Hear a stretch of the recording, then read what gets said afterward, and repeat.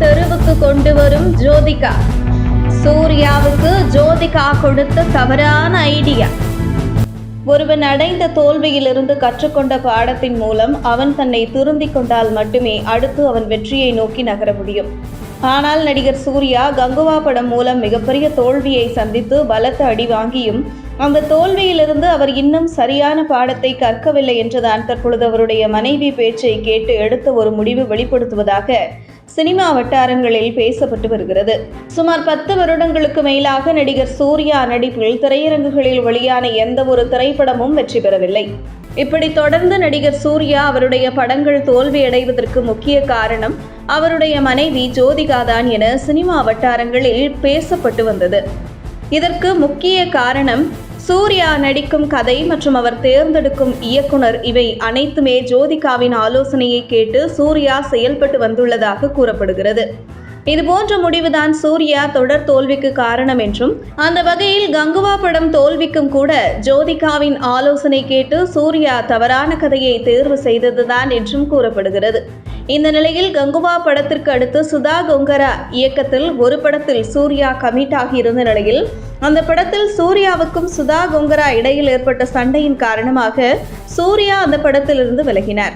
சூர்யா விலகியதற்கு காரணம் கூட ஜோதிகா ஆலோசனையை கேட்டு அந்த படத்தின் கதையில் சில மாற்றங்களை இயக்குனரிடம் கொண்டு வர சொன்னதுதான் என்றும் கூறப்படுகிறது.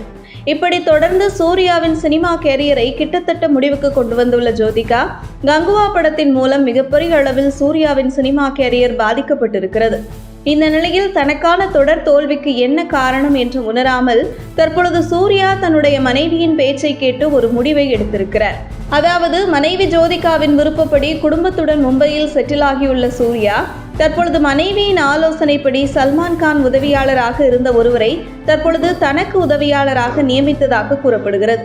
இனி அவர்தான் சூர்யா நடிக்கும் படத்தின் கதை மற்றும் இயக்குனர் என அனைத்தையும் முடிவு செய்வார் என கூறப்படுகிறது. இந்த நிலையில் தமிழே தெரியாத ஒருவரை சூர்யா தன்னுடைய மனைவி பேச்சை கேட்டு உதவியாளராக நியமித்துள்ளது தமிழ் சினிமா பட இயக்குனர்கள் எப்படி அவரிடம் தமிழில் கதை சொல்லி புரிய வைக்க போகிறார்கள் என்கின்ற ஒரு குழப்பம் நீடித்து வருகிறது. அதே நேரத்தில் ஜோதிகா தன்னுடைய கணவரை மும்பையில் குடும்பத்துடன் செட்டிலாக வைத்ததற்கு முக்கிய காரணமே தமிழ் சினிமாவில் படிப்படியாக படங்களை குறைத்து கொண்டு ஹிந்தி சினிமாவில் கவனம் செலுத்த வேண்டும் என்பதற்காகத்தான்.